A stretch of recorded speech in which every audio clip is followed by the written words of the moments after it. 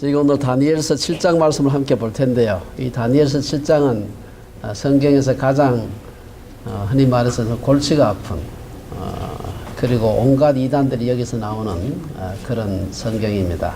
그래서 제가 아주 지난 한 주 동안 이 말씀을 놓고 씨름을 하면서 참 여러 가지 많은 것을 생각하게 되었습니다. 그래서 오늘 말씀드리는 우리 함께 나누는 내용도 그 성경 해석에 있어서는 사람들마다 조금 다를 수가 있습니다.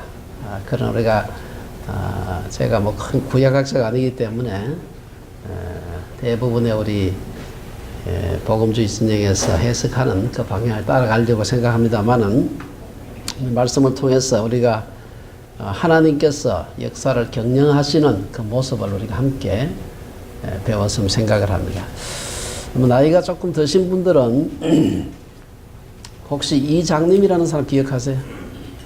기억하시죠? 예. 아주 어린이들은 잘 모를 것 같은데 이장님이라는 분이 있었습니다. 이분이 1992년 10월 28일에 세상에 종말이 온다. 예수님께서 다시 재림하셔서 예수 믿는 사람들, 잘 믿는 사람들은 휴거하고, 휴거란 말도 사실은 그 사람이 번역할 때 만든 말이에요. rapture 한 영어를 그냥 그대로 번역한 건데, 이래가지고 온 나라가 떠들썩한 적이 있었습니다. 그래서 10월 28일 날 0시에 예수님이 오시기 때문에 뭐 그 사람이 만든 다미선교라는 게 있었습니다. 다가올 미래를 뭐 예비하라 줄여가지고 다미선교라는 걸 만들어가지고 흔히 말하는 시한부 종말론을 주장을 했습니다. 그래서 그 주장 때문에 많은 사람들이 전 재산을 바쳐가지고 그 선교에 다 헌금을 하고요. 학생들 중에서는 학교를 그만둔 사람도 있고, 이제 내일 모레 예수님 오시는데 학교 다녀서 뭘 하느냐. 그러니까 끝나고 학교도 그만두고. 군대에서 휴가 나온 군인은 귀대를 하지 않았어. 어차피 세상 끝나는데 다시 군대 돌아가면 뭐 하느냐. 많은 사람들이 얼마나 혼란을 겪었는지 모릅니다. 심지어 어떤 보니까 전남 강진에서는 한 여고생이 부모님이 다미선교에 못 나가게 한다고 음독 자살을 하기도 하고. 하여튼 그때 보고된 그 기가 막힌 일들만 한 100건이 넘는 거래요. 이 선교로 인해 가지고. 하지만 정작 1992년 10월 28일에는 아무 일도 일어나지 않았고, 그로부터 불과 한 달 전에 9월 24일에는 경찰이 이장님을 사기 및 외환관리법 위반 혐의로 구속했습니다. 법원은 그에게 징역을 선고했고 많은 추징금을 추징을 했습니다. 사실은 이 이장님 사건은 교회사에서 수없이 일어난 종말론 사기 사건 중에 하나라고 볼 수 있습니다. 도대체 이장님이라는 사람이 원래 그 생명의 말씀사에서 번역도 하고 뭐 글도 쓰고 하던 그런 사람이에요. 정상적인 목사였습니다. 도대체 무슨 근거로 1992년 10월 28일이라는 이 기가 막힌 날짜를 계산을 해냈는지, 물론 나름대로 자기는 근거가 있을 겁니다. 왜 이런 일들이 기독교의 이름으로, 교회의 이름으로 교회사에서 수없이 많이 일어나고 있는가? 그 계산하는 아주 중심에 있는 성경이 바로 오늘 우리가 읽어보는 다니엘서 7장 말씀입니다. 도대체 여기 무슨 얘기가 있길래 그런 기가 막힌 얘기들이 이단들이 여기서 이렇게 많이 생기는가 하는 것을 오늘 좀 한번 살펴봤으면 좋겠습니다. 신학의 여러 분야들 중에서 우리 그 인간 역사의 마지막에 일어날 일들을 다루는 분야를 갖다가 흔히 우리 종말론이다. 종말론이라 그래요. 종말론이라고 하는 것은 미래에 일어난 일들을 다루는 것이기 때문에 현재의 여러 가지 성경에 근거해서 혹은 사회에 돌아가는 여러 가지 것을 기초로 해서 미래에 일어날 추측하는 게 돼가지고 사람마다 해석 영역이 다를 수가 있어요. 명확하게 과거에 일어난 일들에 대한 해석이 좀 달라지더라도 크게 달라지지 않아요. 그러나 미래에 일어날 일들에 대해 가지고는 사람마다 굉장히 해석이 분분할 수 있습니다. 그게 해석 자체가 불분명하다는 거예요. 우리 성경에서 가장 많은 이단들이 일어나는 분야가 바로 이 종말론하고 또 하나가 있는데 삼위일체론, 신론에서 일어납니다. 왜냐? 삼위일체란 말도 사실은 굉장히 어렵고도 좀 어려운 애매모호한 부분이 있습니다. 그래서 이 애매모호한 부분에서 희한하게 해석을 하는 사람들이 나타나서 이단이 되는 경우가 많습니다. 그래서 종말론과 삼위일체를 중심으로 한 이단들이 제일 많은데, 그중에 우리가 오늘 그 핵심이 되는, 중심이 되는 종말에 대한 얘기를 좀 살펴보려고 하는 것입니다. 다니엘서는 요한계시록과 더불어서 이단들이 혹은 잘못된 그 종말론자들이 가장 많이 사용하는 성경인데, 우리가 다니엘서가 총 12장까지 있다 그랬습니다. 그 중에 이제 절반인 1장에서 6장까지는 이제 공부를 했고, 오늘부터 이제 우리 해서 12장까지는 이제 또 다른 이제 후반부를 공부하게 되는데, 여기에 보면은 전반전에는 전반 그 1장에서 6장에 보면은 구체적인 기적들, 이건 기적이지만 역사 속에서 일어난 일들이에요. 그렇기 때문에 해석의 여지가 뭐 그렇게 넓지가 않습니다. 근데 7장에서 12장에는 보면은 다니엘이 받았던 꿈과 환상에 대한 얘기가 나오고, 이것을 통해서 역사를 해석하려고 하는 그러한 시도가 바로 7장에서 12장까지입니다. 하나님께서 어떻게 전반부 1장에서 6장까지도 7장에서 12장까지도 하나님께서 이 세상을 어떻게 경영하시는가 하는 것을 보여주시는데, 전반부에 비해서 후반부는 훨씬 더 여러 가지 좀 해석하기 어려운 부분이 있다 하는 것입니다. 7장에서 12장까지 내용은 주전 6세기 바벨론이 등장하면서부터 시작해서 로마 제국까지의 흥망성쇠를 우리에게 보여준다, 이렇게 말할 수 있습니다. 동시에 로마 제국은 사실 뭐 한 2000년 전의 일입니다. 뭐 2000몇 년 전의 일입니다만은 오늘 우리들에게도 중요한 의미가 있는데, 그것은 요한계시록과 더불어서 미래에 예수께서 다시 오심으로 인류 역사가 종말을 고하게 될 그때의 일들을 상징적으로 보여준다는 점에 있어서 단순한 과거의 일로만 머물지 않는다 하는 것입니다. 그래서 우리가 그래서 아까 말씀드린 대로 이 종말에 대한 것, 특별히 그 환상 중에 본 종말에 관한 그러한 계시들은 사용하는 단어들이 굉장히 상징적인 경우가 많습니다. 개념이 아주 뚜렷하지 않은 경우도 있고요. 당시에 사용하던 용어 같은 것이 지금 우리가 이해하는 용어하고는 상당히 다를 수가 있습니다. 이런 것 때문에 해석이 쉽지 않고, 해석을 하더라도 사람마다 상당히 달라질 수가 있다 하는 겁니다. 그래서 오늘 상당히 그 어려운 얘기인데, 우리 어린이들이 얼마나 재미가 있을지 모르겠습니다만 함께 공부를 좀 하도록 하겠습니다. 우선 그 1절에서 8절에 보면은 이 세상에 어떤 나라들이 나타날까 하는 것을 얘기를 하고 있습니다. 사실 우리가 본문을 읽으면서 다 읽지 않았기 때문에 제가 보는 게 좀 시간이 가더라도 본문을 좀 읽어보는 게 좋은 것 같아요. 우리가 저 앞쪽에 우리가 사회자가 성경을 전체 다 읽었으면은 다시 읽을 필요가 없을 것 같은데, 아마 안 읽었기 때문에 한번 여러분 성경을 보시면서 말씀을 한번 듣고 또 본문도 같이 한번 읽어보시면 좋을 것 같습니다. 1절에서 보면 바벨론 벨사살 왕 원년에 다니엘이 그의 침상에서 꿈을 꾸며 머릿속으로 환상을 받고 그 꿈을 기록하며 그 일의 대략을 진술하니라.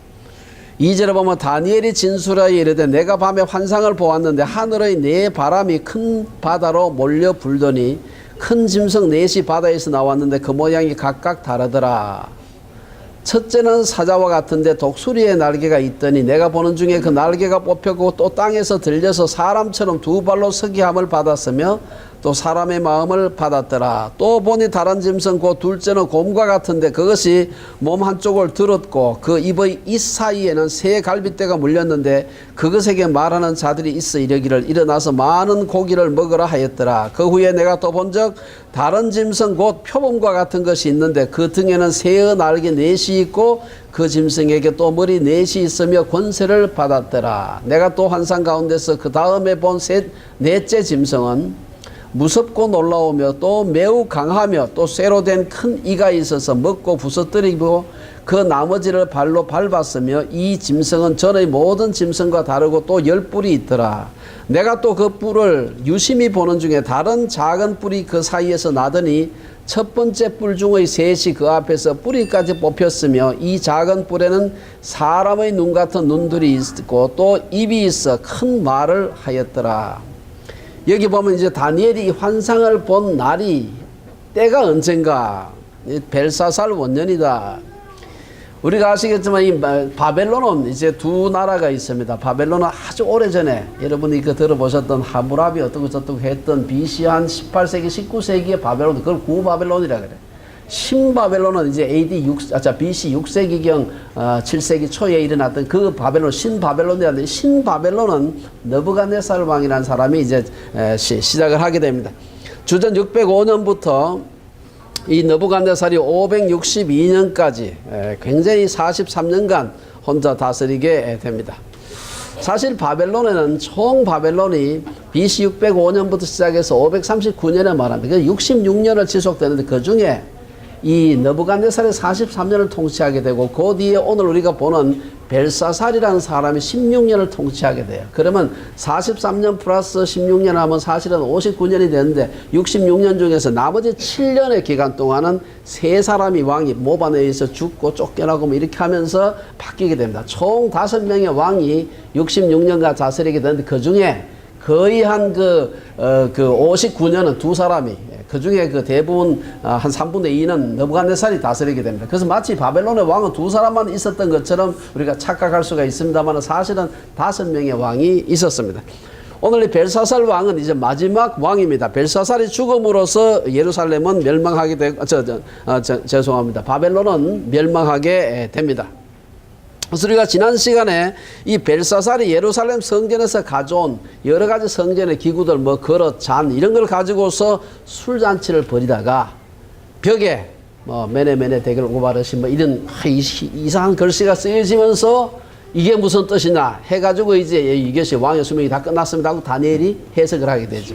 그러므로서 바로 그날 밤에 메데바사 연합군에 의해서 이 바벨론 성이 들어가는 수문을 갖다 막고 해가지고 바벨론이 함락이 되게 되고 그날 밤에 벨사살 왕이 죽임을 당하게 되고 바벨론은 끝이 나게 되고 우리가 그 다음 제국인 메데바사 제국이 시작되는 것을 볼 수가 있습니다.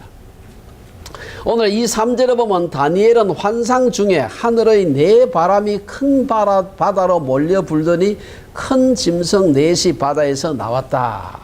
여러분, 이 종말에 관한 여러 가지 성경을 보면 굉장히 상징적인 그런 표현들이 많습니다. 그 이유는 상징을 사용해야 안심스러운 겁니다. 이게 누구를 구체적으로 가르친다 그러면 만약에 그 예언을 말했다가 거기에 걸리는 사람이 있으면 그 사람이 권력자인 경우는 맞아 죽기 딱 십상입니다. 그래서 상징적인 표현을 쓰는 여기도 마찬가지로 그렇게 얘기를 하고 있습니다. 오늘 본문에 보면 첫째, 이 본문에 오늘 말하는 바가 무엇인가? 바다, 성경에서 이 바다란 말이 나오는데 이 바다는 사람들이 많이 살아가는 이 세상을 일반적으로 풍파 많은 세상을 말합니다. 당시 제국의 흥망성쇠가 일어난 역사의 무대가 근동이었기 때문에 바다의 1차적인 배경은 당시에 아마 지중해 세계가 아니었겠나 이렇게 볼 수가 있습니다. 둘째, 여기서 바람이란 말이 나오는데 바람은 세상의 풍파를 일으키는 전쟁입니다. 정치적인 운동일 수도 있고 캠페인일 수도 있습니다. 큰 전쟁이 세상을 휩쓸 때마다 약한 나라를 정복한 힘센 나라들이 마치 사나운 짐승처럼 차례로 역사의 무대에 등장하고 그 다음 더 강한 나라가 나와서 또 그것을 또 멸망시키고 또 번성하다가 또 망하게 되고 짐승은 그 짐승의 성격과 비슷한 특징을 가진 나라들을 의미합니다. 오늘 보면 네 짐승이 나오는데 이 짐승들의 특징과 같은 제국들이 등장할 것이다 하는 것을 의미합니다. 둘째로 큰 짐승 넷이 바다로 나오게 한 원인으로 오늘 본문에서는 하늘의 네 바람이 몰려 불었다. 이것은 세상의 모든 나라들, 제국들이 결국은 특정한 영웅들, 느부갓네살이나 다리오나 무슨 이런 특정한 몇몇 영웅들에 의해서 일어난 것 같지만 사실은 하늘로부터 유래했다 하는 것을 보여주고 있습니다. 그러면 이 네 짐승의 나라가 뭐냐? 이게 우리 지난번에 한번 그림을 한번 보았습니다만 한 번 더 복습을 할 필요가 있는 것 같은데요. 같이 한번 좀 보겠습니다. 여기 보면은 다니엘서 7장을 우리 공부하려면 다니엘서 2장을 같이 공부하는 것이 필요합니다. 여기 보면은 다니엘서 2장에 보면 큰 그 신상이 있다. 그 신상이 이제 나부갓네살이 이제 꿈에 본 것입니다. 그 신상의 위는 머리 쪽은 금이고 그 다음에 가슴 이 배까지는 은이고 그 다음에 동, 그 다음 밑에는 철, 그 다음에 발에 가면은 철과 진흙이 섞여 있는 이러한 모습을 보았습니다. 요건 이제 꿈에 본 것인데 오늘 7장에 보면은 네 짐승이 나오는데요. 이것을 이제 2장과 연결해 가지고 아마 금에 해당하는 것은 아마 저 사자와 연결되고 이것은 아마 바벨론이 아닐까 생각이 되고요. 아까 말씀드린 대로 BC 605년에서 BC 한 539년까지 66년간 지속이 되게 됩니다. 그 다음에 이제 은에 해당하는 나라는 고미다. 메데바사하고 539년에서 한 330일, 한 200년 정도 지속이 되게 됩니다. 그 다음에 세 번째는 헬라 나라 동으로 표시되는데요. 표범의 나라가 동의 나라, 우리 흔히 아는 마케도니아 제국, 그건 알렉산더 대제가 참 세계를 정복했던 그 나라입니다. 그 다음 마지막으로 보면 철의 나라, 이것은 철은 가장 강하죠. 그래서 아마 이게 로마가 아니겠나. 오늘 본문에서 보면 철의 나라 로마는 어떤 특정한 짐승을 갖다가 비유하지 않고 아주 무섭게 생긴 그런 짐승이었다. 이렇게만 얘기를 하고 있고요.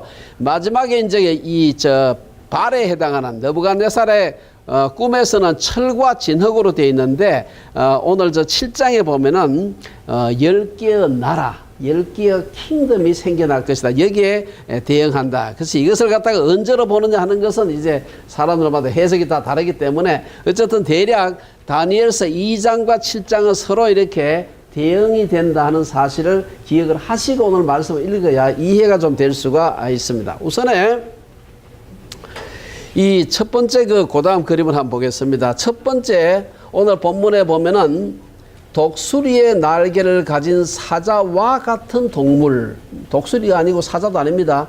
독수리의 날개를 가진 사자와 같은 동물입니다. 사자와 같은 동물. 아마 이 짐승은 아까 말씀드린 대로 주전 605년부터 539년까지 현재 이라크 지방에 존재했던 아마 신바벨론이라 뭐 이렇게 해석을 한 사람들이 대부분입니다. 그리고 그 사자, 동물의 그 왕, 백수의 왕이라고 사자, 그 다음에 조류들, 새들 중에 왕이라고 하는 독수리의 날개, 그러니까 사실 굉장히 강력한 제국인 것을 의미하는 것입니다. 그 아주 대단한 기세로 전 그 근동을 제패한 것을 볼 수가 있습니다. 성경에 실제로 보면은 바벨론을 숲속의 사자라. 예레미야서에 보면, 그 다음 예레미야 애가에 보면은 실제로 그 바벨론을 사나운 독수리다. 이렇게 표현한 데가 있습니다. 바벨론 폐허에서 발굴된 여러 미술품과 이런 것도 보면은 바벨론을 가리켜가지고 사자 혹은 독수리로 표현한 데가 많다. 제가 직접 본 건 아닙니다만은 문헌에 그렇게 되어 있습니다. 다니엘이 환상중에 본 것처럼 바벨론은 날개가 뽑히고 앞발이 들리면서 사자는 그 기계와 용맹을 잃고 약해지다가 마침 아까 말씀드린 대로 벨사살 때 와가지고 주전 539년에 다리오가 이끄는 메데바사 연합군에 의해서 멸망하게 됩니다. 그래서 우리가 바벨론은 신들의 나라, 엄청나게 강력한 신들의 나라입니다. 뭐 도저히 그 당시 너부갓네살이 통치하던 때는 감히 어느 나라도 대적할 수 없는 그런 대단한 나라 같은데도 불구하고 4절에 보면은 그 뒤에 보면은 결국은 연약해서 멸망하는 걸 볼 수가 있습니다. 둘째는 입에 3개의 갈빗대를 문 곰과 같은 짐승이다. 5절에 그렇게 나와 있습니다. 이거는 바벨론을 멸망시킨 메데바사 제국 539년에 이제 바벨론을 멸망시켰다 그러죠. 주전 331년까지 등장한 현재 이란 지방에 존재했던 메데바사 제국, 페르시아 제국을 지칭하는 것으로 많은 사람들이 해석을 합니다. 여기까지는 대부분의 사람들이 대충 해석이 일치합니다.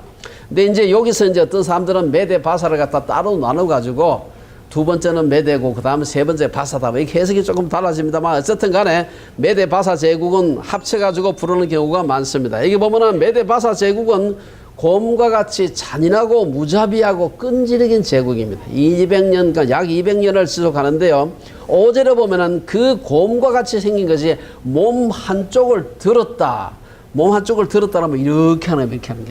먹이를 덮치려고 막 이제 막 움켜잡으려고 하는 일이 막 아주 그런 표현이라고 보는 것입니다. 어쨌든 그리고 5절에 보면 그 입의 이 사이에는 입에는 갈빗대 3개를 물었다. 이것은 메데바사의 넘치는 정복력을 보여준다. 실제로 메데바사가 주전 547년에 이제 그 소아시아의 부국이었던 그 리디아라는 나라를 정복하고요. 또한 539년에는 바벨론을 멸망시키고 조금 말씀드렸죠. 그 다음에 525년에는 그 강하던 애굽을 정복하게 됩니다. 세 나라, 리디아, 바벨론, 애굽. 이 갈빗대 세 개가 한 나라씩입니다. 이렇게. 그래서 애굽을 정복하면서 많은 고기를 먹으라는 그 예언을 성취하게 됩니다. 아주 그 힘든 해석이죠. 이런 머릿속에 잘 감이 잡히나 뭐. 저도 이게 머릿속에 들어오기까지 읽고 제가 또 읽어봤습니다. 이렇게 머리에서도 잘 들어오질 않아요. 어쨌든 이 고메 나라 메데 바사도 결국은 헬라 반도에서 출현한 표범의 나라 헬라, 이건 이제 마케도니아 제국이죠. 그것과 경쟁하다가 기원전 331년에 중요한 전투에서 패함으로써 종말을 맞게 되고 셋째 제국이 등장하게 됩니다. 세 번째 한번 그림을 한번 보겠습니다. 여러분 아까 그 본문에서 읽었던 거하고 좀 감이 잡힙니까? 이건 누가 그려놓은 걸 제가 그냥 가지고 온 건데요. 새의 날개 넷과 머리 넷이 있는 표범과 같은 짐승이었습니다. 이 짐승은 주전 331년부터 주전 168년까지 로마에게 망할 때까지 현재 그리스 북부 마케도니아에서 일어난 헬라 제국을 상징하는 것으로 생각을 합니다. 여기 보면은 머리가 넷이고 날개가 넷이라는 말은 아주 날쌔고, 그 다음에 머리가 넷이라는 말은 머리가 좋고요. 온데다 아주 그냥 유니버스라는 어느 나라라도 그냥 다 포용할 수 있는 그런 나라에 있다는 것을 의미합니다. 아마 이러한 머리가 넷 달린, 그리고 빠르고 표범처럼 빠르고 용맹스러웠다는 것은 아마 알렉산더 대왕을 얘기하는 게 아닌가.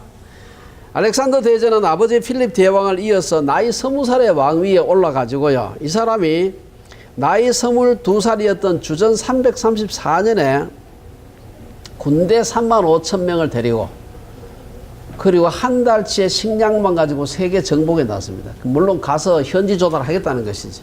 이래가지고 세계를 정복하겠다고 나서가지고 332년에는 이집트를, 그 다음 331년에는 메데파사를, 그 대단한 메데파사 제국을 정복을 하고요. 계속해서 진격을 해서 인도까지, 단숨에, 애굽에서 인도까지 단숨에 35,000명의 군대를 이끌고 정복을 하게 됩니다. 그러다 보니까 오랜 전쟁에 부하들이 지쳐가지고 돌아갑시다 이렇게 해서 돌아오다가 바벨론 지방에서 결국은 알렉산더 대제는 죽게 됩니다. 33세 주전 324년 나이 33살로 요절하게 됩니다. 그리고 그 뒤에 그가 죽은 뒤에 한 160년 더 버티다가 168년에 세상을 헬라 제국도 로마에게 망하게 됩니다. 6절에서 보면은 그 짐승에게 또 머리 넷이 있었다. 이 머리라고 하는 것은 두목 혹은 원수 혹은 지도자 왕을 의미하는 것입니다. 머리 넷이 있었다는 말은 알렉산더 대제 이후에 나누어질 헬라 제국을 의미한다. 뭐 그렇게 해석을 많이 합니다. 여기 보면 알렉산더가 아주 젊을 때 나이 33살에 죽으면서 자식이 없어서 죽고 난 뒤에 유복자가 하나 태어났습니다만은 죽을 때 아마 그 아내 뱃속에 아기가 있었겠지만 태어나지 않았습니다. 그러니까 죽을 때 임종에서 장수들이 그 알렉산더에 물었어요. 누가 이 나라를 개성할까요? 이렇게 하니까 알렉산더 대제가 누구라고 지명하지 않고 힘센 놈이 차지하라. 이렇게 유언을 하고 죽었어요.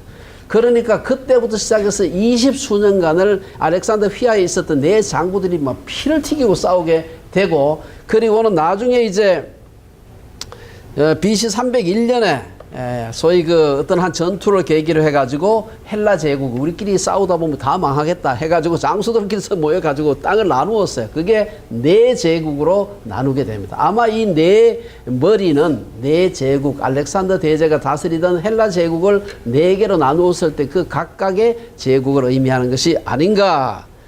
그래서 우리가 아는 대로서 프톨레마이오스는 애굽을 차지하게 되고요.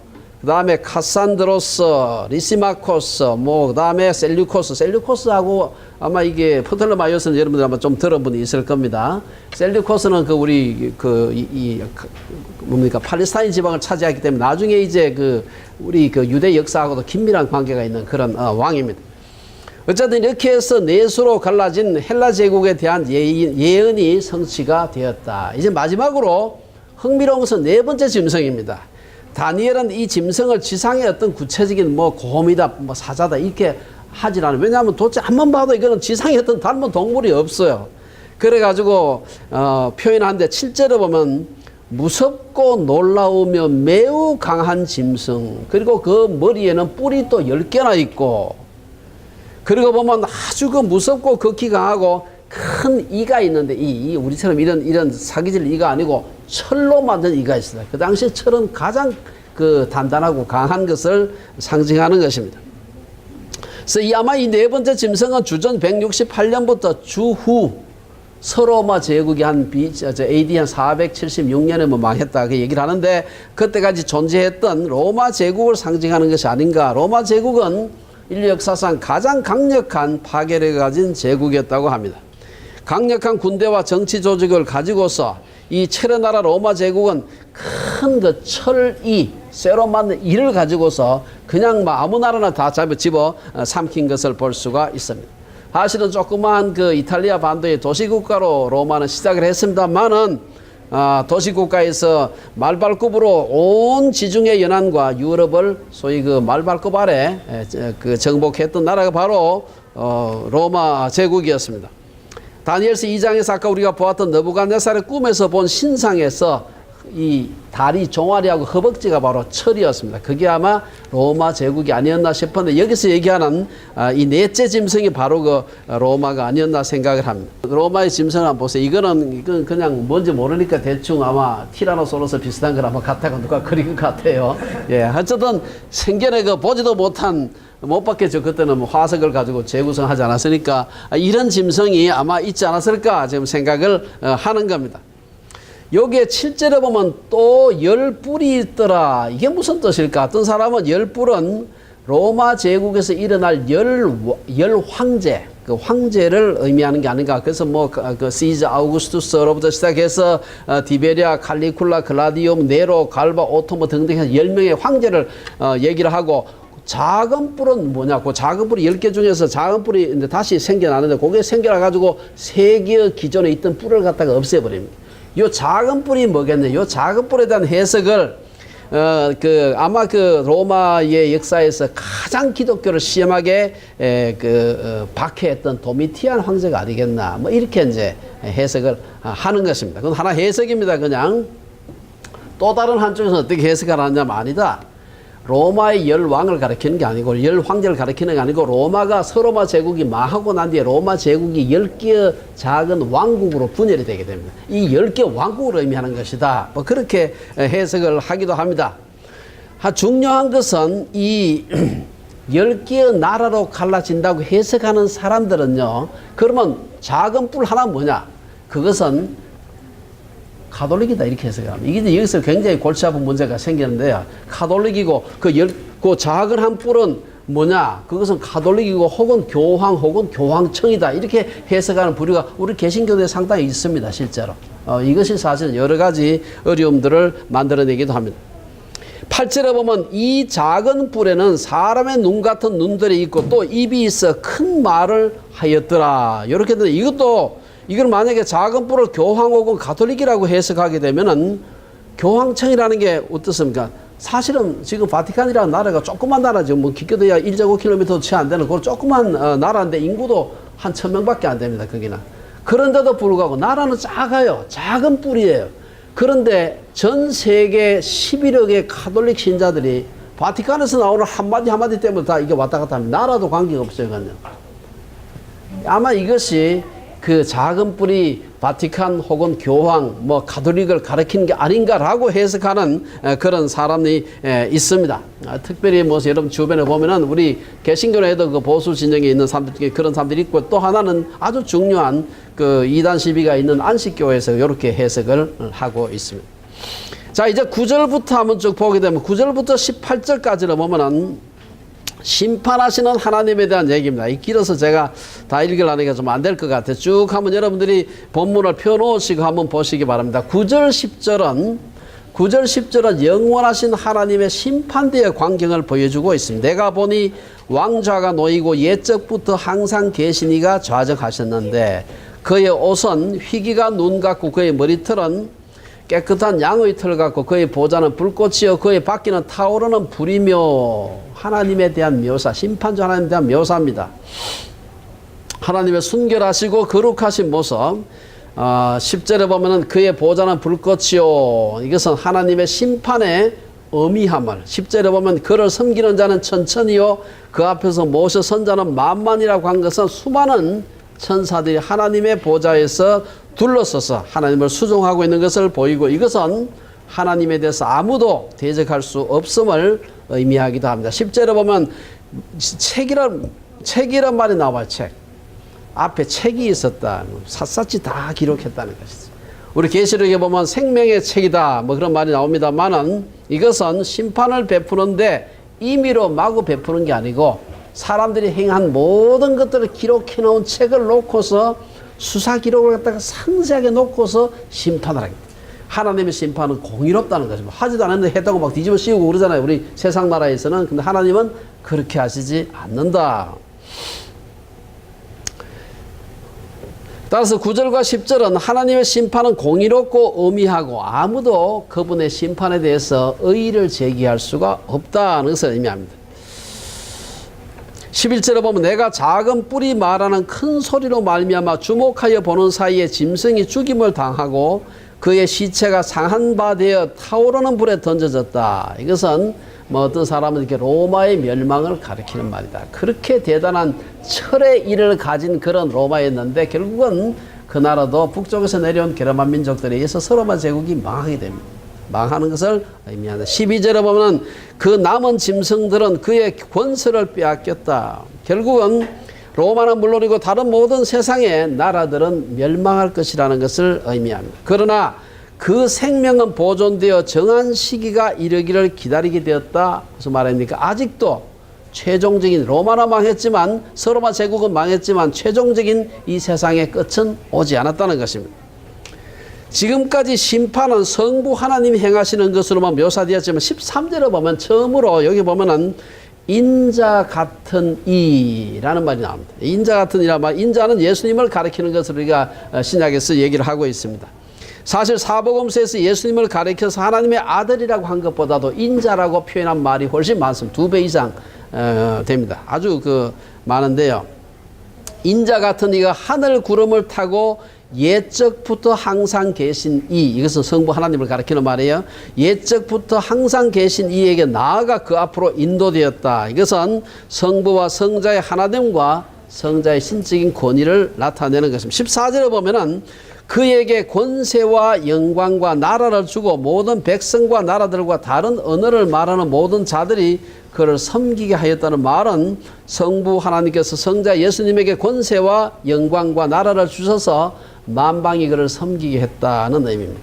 우리가 대위임령, 우리가 마태복음 28장 18절에서 20절 대위임령이라는 18절에 보면은 마태복음 28장 18절에 보면 하늘과 땅의 권세를 내게 주셨으니 이렇게 시작합니다.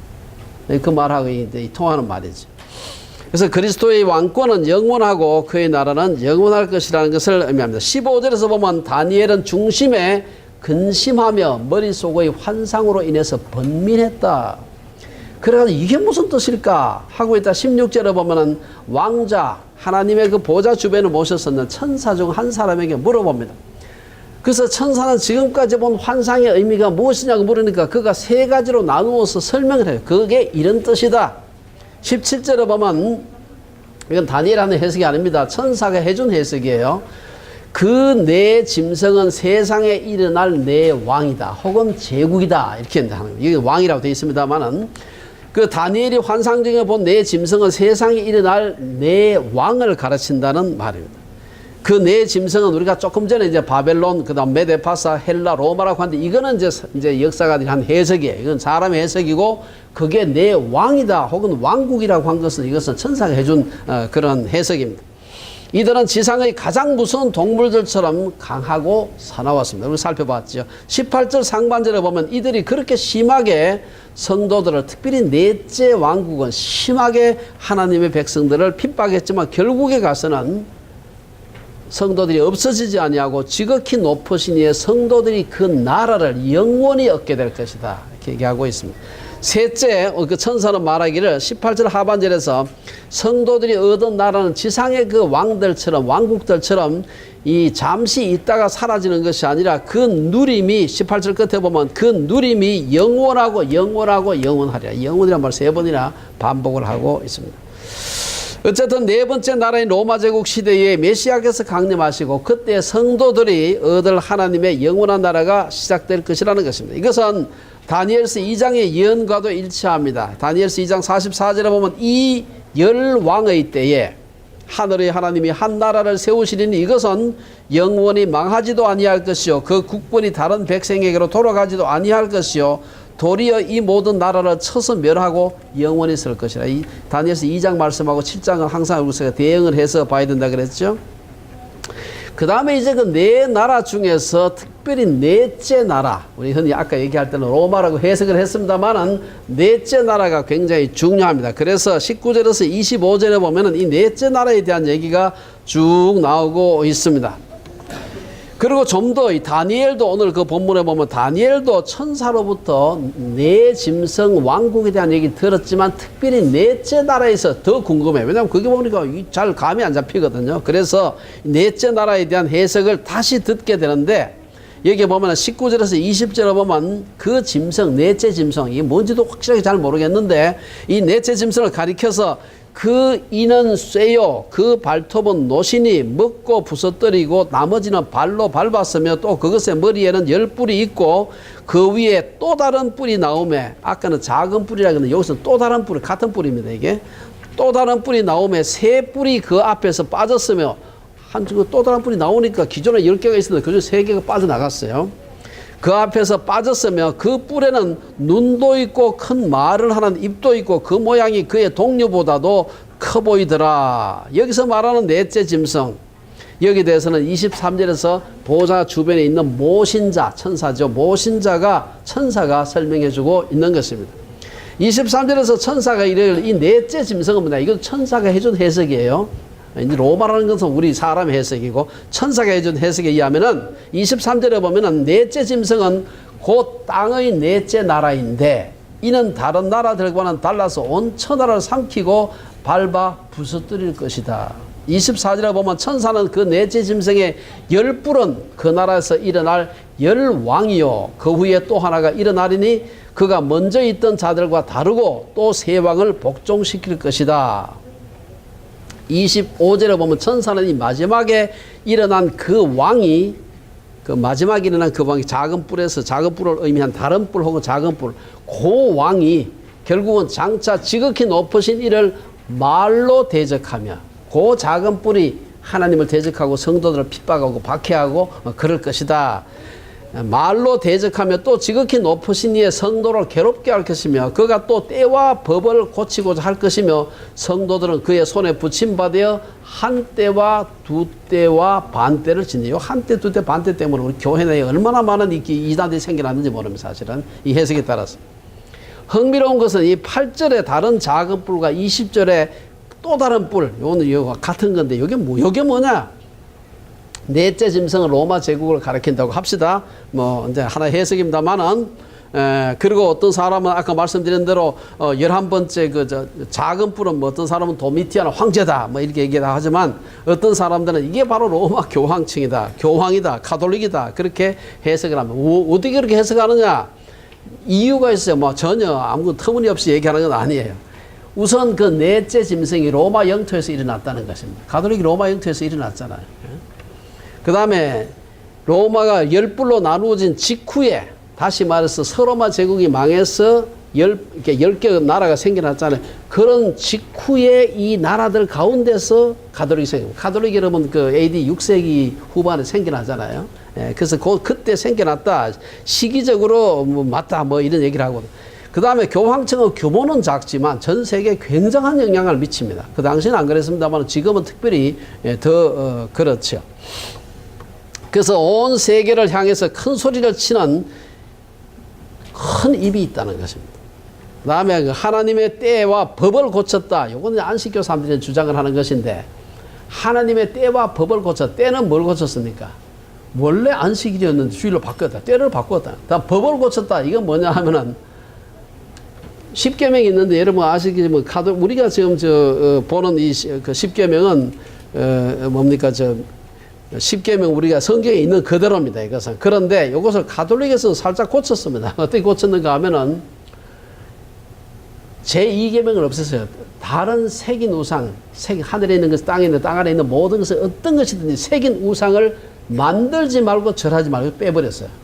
빼고는 대신에 마지막 제10계명에 탐내지 말라 하는데 뭐 가축이나 아내나 뭐 집에 가진 모든 것을 탐내지 말라. 10계명을 두 개나 나눠서 아내를 탐내지 말라는 하나로 9계명으로 하고 나머지 모든 것 탐내지 말라고 하는 요걸 두 개로 나누었어요. 그래서 10개는 되는데 원래 성경에 있는 민수기에 있는 10계명하고 조금 다르게 해가지고 2계명은 새긴 우상 만들지 말라는 거 빼내고 모자라잖아요. 그 10계명을 10번째 계명을 두 개로 나눕니다. 그래서 이것이 법을 고친 것이다. 이렇게 해가지고 그거는 로마 카톨릭이 분명하다. 이렇게 해석을 하는 거예요. 여러분 넘어갈 것 같죠? 네. 여러분 그 성경 해석할 때 굉장히 조심을 해야 됩니다. 어쨌든 간에 그 다음 그 다른 뿔 혹은 작은 뿔이 로마 교황이라고 하면 그 로마 교황 그 작은 뿔이 생겨남으로써 없어진 새 뿔은 뭐냐? 이게 또 그 기가 막히게 해석을 합니다. 이것은 6세기에 로마 교황권이 확립되는 과정에서 그걸 반대하는 10개 나라 중에서 3나라가 강력하게 나서 반대합니다. 아까 10개 나라로 서로마 제국이 망하면서 10개로 나누어졌다가 지금 3나라가 강력하게 반대를 하는데 그게 바로 게르만의 세부족이었던 헤룰리, 반달, 그리고 동고트족입니다. 요 3나라가 덤벼들다가 결국은 로마의 황제 저스틴 황제한테 망하게 되는데 요 마지막 망한 그 나라가 동고트족입니다. 동고트족. 그래서 이게 망하게 된, 그 나라는 망한 것이 538년입니다. 538년에 동고트족이 완전히 망하게 되는데, 요 날짜가 굉장히 중요해요. 왜냐하면 이 동고트족이 망한 요 나라를 갖다가 중세 혹은 가톨릭의 시대 혹은 우리 흔히 말하는 중세의 시작이라고 보기 때문입니다. 좀 헷갈리죠? 예, 저도 좀 헷갈리는데, 이게 보니까 이게 나중에 아주 여러 가지 많은 이상한 그 시한부 종말론을 계산할 때 이걸 아주 중요하게 쓰이는 이렇게 숫자들입니다. 21절에 보면 내가 본 적 이 뿔은 작은 뿔, 혹은 다른 뿔입니다. 이 뿔이 성도들과 싸워서 그들에게 이겼더니, 그 다음에 25절에 가보면 또 지극히 높으신 이의 성도를 괴롭게 할 것이며, 이게 작은 뿔이 한 일이에요. 이 작은 뿔 혹은 이것을 다른 뿔을 교황 혹은 가톨릭으로 해석한 사람들은 성도를 괴롭게 한 것은 교황청이 중세 1000몇백 년 동안 저질렀던 엄청난 종교재판이었다. 사실 종교재판의 대상이 되었던 많은 사람들은 당시에 요새로 말하면 소위 프로테스탄트 혹은 메노나이트 이런 식의 사실 별로 이단도 아닌데 이단을 해서 그 많은 사람들을 죽였던 그 종교재판을 가리키는 것이라 해석을 합니다. 25절에 보면 얼마 동안 성도들이 그렇게 괴롭힘을 당하느냐. 여기서 이제 온갖 이단이 생겨납니다. 잘 들어보세요. 25절에 보면 성도들은 그의 손에 붙임받, 그의 손이 뭔가 작은 뿔 혹은 다른 뿔 혹은 이제 어떤 사람이 이해하면 로마 교황청 이렇게 얘기를 합시다. 성도들은 그의 손에 붙임받아야 한 때와 두 때와 반 때, 1년, 2년, 다음 3년이죠. 그 다음 반 때, 3년 반이라는. 3년 반은 개월수로 따지면 42개월이고요. 한 달을 30일로 따지면 1260일입니다. 요것을 갖다 성경에 보면 요 말이 자주 나와요. 보면은 그래서 지극히 높으신 자의 성도를 괴롭히는데 얼마 동안 괴롭히느냐? 3때 반 동안. 때라는 말은 사실은 이게 원래 그 아랍말 자체에서 연이라는 말도 돼요. 그래서 이게 3년 반이라고 해석을 해도 이거는 문제가 별로 없어요. 문제는 3년 반이라는 1261에서 요걸 갖다가 흔히 말할 때 연일 법칙이라 해서 1년이 한 하루다. 이렇게 해석을 해서 1260년을 해석을 하는 것입니다. 실제로 1년이 하루가 1년이다. 그렇게 하는데 요 1년의 시작을 갖다가 종말론자들이 얘기할 때 이게 바로 동고토족이 교황청에 반대하다가 교황 그 세력에 반대하다가 다 그 멸망당한 그 해가 538년인데 그러면 거기다 뭘 맞춰야 될 거 아니겠어요? 이것이 바로 그 유명한 프랑스 혁명이 1789년에 일어납니다. 그 일어나고 난 뒤에 9년 뒤에 1798년에 이 프랑스 군대가 이탈리아로 내려가서 로마 교황청에 들어가서 중세 상징인 교황 피우 6세를 납치해서 프랑스로 데리고 와서 감옥에 가둬버려요. 그리고 피우 6세는 1년 뒤에 옥사하게 됩니다. 그래서 이 사람들은 드디어 작은 뿔의 시대, 다른 뿔의 시대가 끝났다고 보는 거예요. 그러면 538년부터 1798년까지 딱 여기 1798 빼기 538 빼보세요. 그러면 1260입니다. 기가 막히게 이걸 맞추어가지고 사람들 헷갈리게 만드는 걸 볼 수가 있습니다. 이건 사실은 제가 지금도 우리 개신교에서 이렇게 희한하게 해석을 해가지고 사람들 헷갈리게 하는 사람들이 많이 있는데 굉장히 자의적인 해석인데, 첫째, 넷째 짐승이 로마 제국이라는 것도 하나의 해석입니다. 이거 다르게 해석하는 사람도 있어요. 메데파스를 분리해가지고 넷째가 헬라 제국이다, 이렇게 얘기하는 사람도 지금 있습니다. 해석이 사람마다 다르다는 거. 그 다음에 그 작은 뿔이 혹은 다른 뿔이 교황이다, 교황청이라 하는 것도 하나의 해석이고, 어떤 의미에서 조금 자의적인 해석입니다. 연일 법칙, 이 하루가 1년이다라고 하는 것도 사실 이것도 자의적인 해석이에요. 성경에 용례는 있습니다만 그 성경에서 그걸 법으로 얘기하지 않습니다.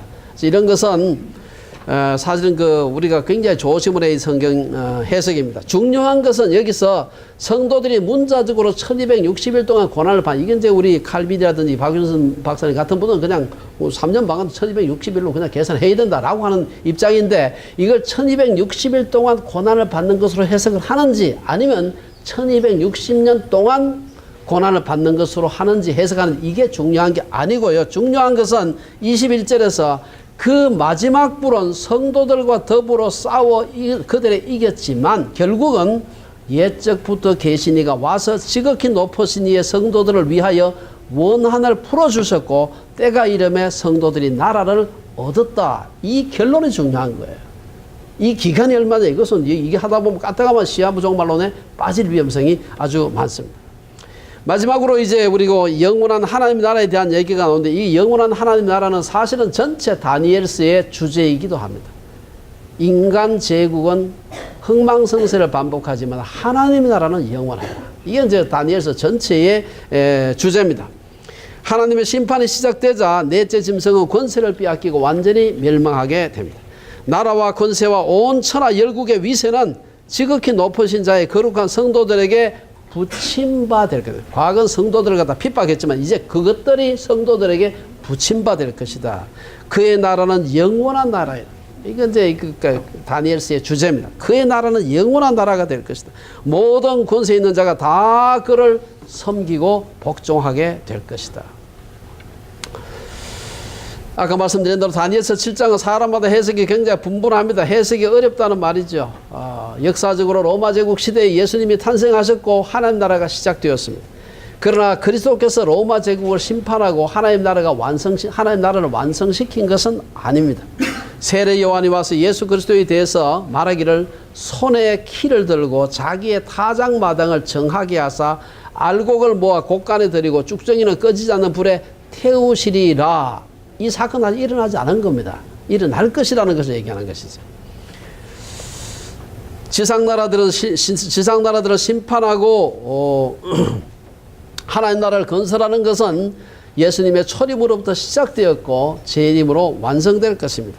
우리들에게 대위임령을 주신 것은 그 자체가 이미 심판이 시작되었다는 것을 의미하는 것입니다. 요한복음 3장 18절에서 예수께서 저를 믿는 자는 심판을 받지 아니하는 것이요 믿지 아니하는 자는 하나님의 독생자의 이름을 믿지 아니하므로 벌써 심판을 받은 것이니라.